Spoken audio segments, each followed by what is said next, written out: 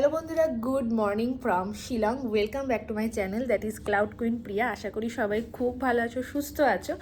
আর এখন বাজে 9টা, আমরা রেডি হয়ে গেছি। আজকে আমাদের শিলংয়ের ডে 3। আমরা বেরোচ্ছি, নিচে আমাদের গাড়ি ওয়েট করছে। আমরা তিনজনেই রেডি হয়ে গেছি, জাস্ট 5 মিনিটে বেরোবো। গতকাল গেছিলাম চেরাপুঞ্জিতে, তার ব্লগ তোমরা দেখেছো।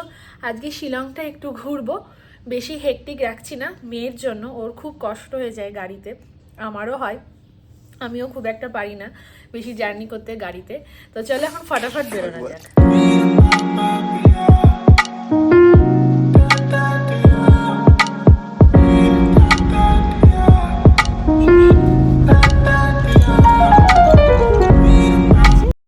গাড়িতে বসে দুদিকের সৌন্দর্য উপভোগ করতে করতে আমরা চলে এলাম শিলংয়ের অন্যতম এক দর্শনীয় জায়গা, সেটা হলো মফলং স্যাক্রেড ফরেস্ট। হ্যাঁ, মফলং পবিত্র বনভূমি, যেটা শিলং থেকে প্রায় 25 কিলোমিটার দূরত্বে অবস্থিত। আমরা এখন মফলং স্যাক্রেড ফরেস্টের ভিতরে এন্ট্রি করে গেছি। সামনে ঢোকার আগে একটা টিকিট করে নিয়েছি, আর এখন এই হেল্প ডেস্ক আছে, এখান থেকে আমাদেরকে গাইড দেবে। আমরা ভিতর অবধি যাব, প্রচণ্ড হাওয়া কালকের মতো, তো তার জন্য ওয়েট করছি, গাইডের জন্য ওয়েট করছি। বনভূমির ভিতরে প্রবেশের আগেই সামনে রয়েছে এক বিশাল বড় মাঠ, যেটা সবুজ ঘাসে মোড়া, আর এত সুন্দর ওখানে হাওয়া দিচ্ছিল যে পুরো পরিবেশটাই অন্যরকম হয়ে গেছিল। বনভূমির ভিতরে একা একা প্রবেশ একদমই নিষিদ্ধ, গাইড নেওয়া এখানে বাধ্যতামূলক। আর আমাদের সঙ্গে যে গাইড ভাইটি ছিল সে ভীষণই ভালো, সমস্ত রকমের তথ্য আমাদেরকে ভীষণ ভালোভাবে বুঝিয়ে দিচ্ছিল।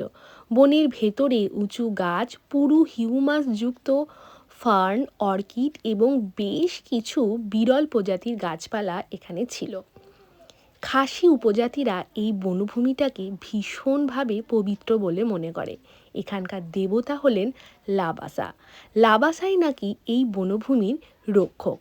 প্রাচীনকালে এখানে বিভিন্ন আচার অনুষ্ঠানও হতো এবং বলিদানও করা হতো। এই যে মোটা গাছটা তোমরা দেখতে পাচ্ছ, এটা হলো রুদ্রাক্ষ গাছ। 1 থেকে 12 মুখী রুদ্রাক্ষ এখানে পাওয়া যায়। বেশ কিছু নিয়মও এই বনভূমিতে রয়েছে। সেটা হলো, এই বনভূমির ভেতরে ঢুকলে সেখান থেকে বেরোনোর সময় কোনো কিছুই তুমি নিয়ে যেতে পারবে না। এমনকি পড়ে থাকা শুকনো ডালপালা, পাতা, গাছের কোনো ফল, ফুলের পাপড়ি, কোনো কিছুই বাইরে নিয়ে যাওয়া যাবে না। শিলং আসলে অবশ্যই তোমরা এই জায়গাটায় এসো, আসলে তোমাদের ভীষণ ভালো লাগবে।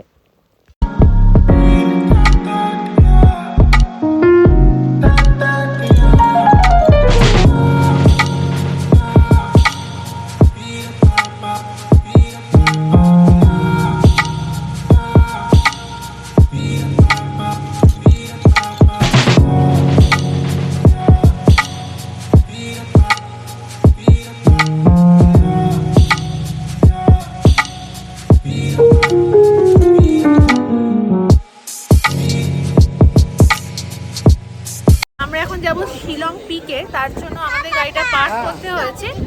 আর এইখানে এরকম গাড়িগুলো রয়েছে, এতে করে আমাদেরকে নিয়ে যাবে একদম ওপরটাতে। চলে এসেছি আমরা, আর এটা যেহেতু এয়ারফোর্সের আন্ডারে, সেই জন্য এন্ট্রির ওই জায়গাটাতে একদমই ভিডিও অ্যালাউ ছিল না। ওপরে এসেছি, এখানটাতে ভিডিও করা, ছবি তোলা অ্যালাউ আছে। তো চলো এবার দেখে নিই।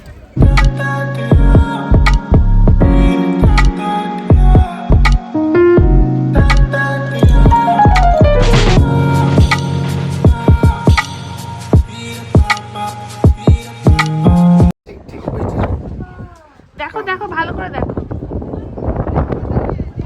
ওটা ঘুরিয়ে ঘুরিয়ে দেখো।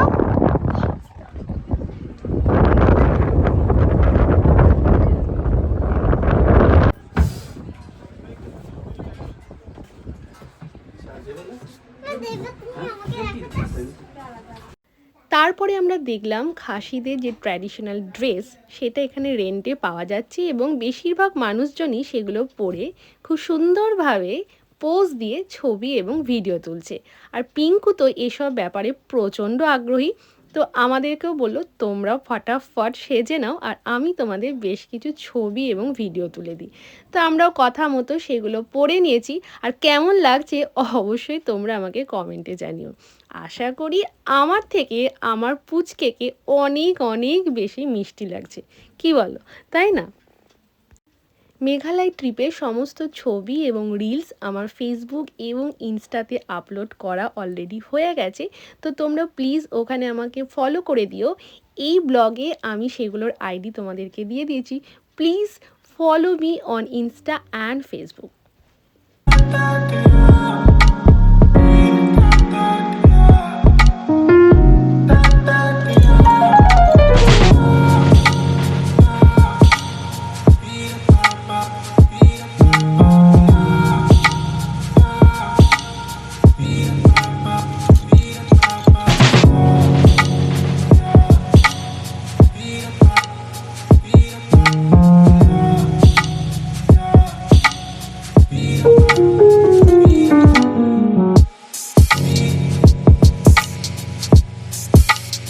এলাম লাইটলুম ক্যানিয়ন দেখতে, কিন্তু আজকেও সেম অবস্থা, পুরো মেঘে ঢাকা, কিছুই দেখতে পাবো না।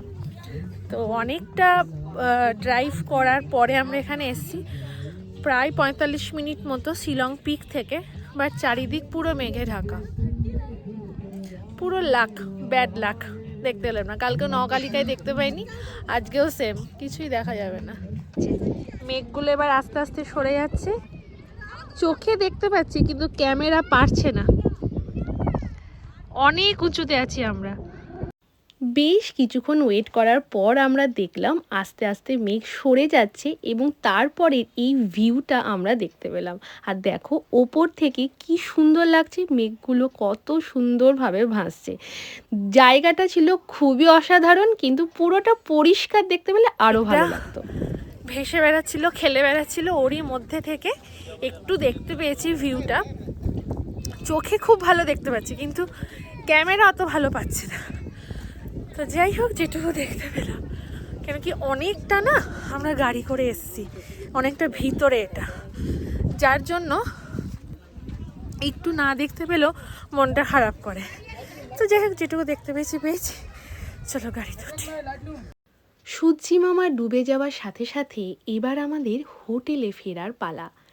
মেঘালয় রাজ্যটা এত সুন্দর, এত সবুজ, এবং সেই সঙ্গে এত মিষ্টি হাওয়া, যে মনে হচ্ছিল কোথাও একটা বসে যদি সারাটা দিন কাটানো যেত কি ভালোই না হতো, কিন্তু সেটা তো কোনোভাবেই সম্ভব নয়। তাই দুদিকে দৃশ্য দেখতে দেখতে আমরা চললাম এবার হোটেলের পথে।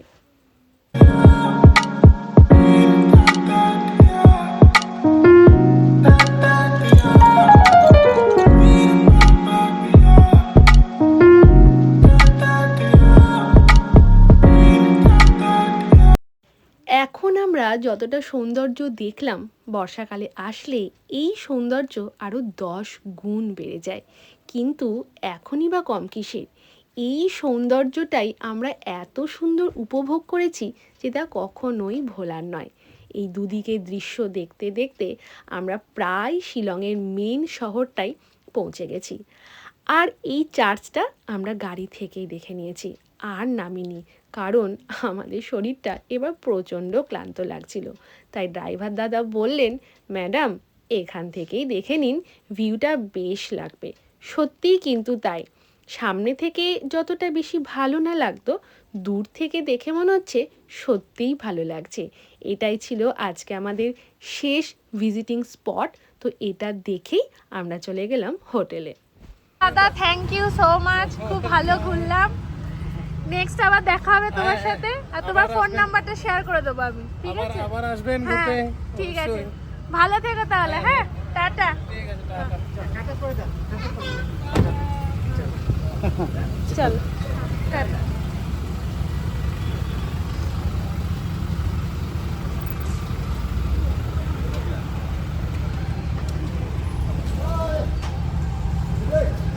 তো এখন বাজে রাত্রি 10টা, আমাদের ডিনারও কমপ্লিট হয়ে গেছে, আর এইখানে এখন মুভি দেখা হচ্ছে।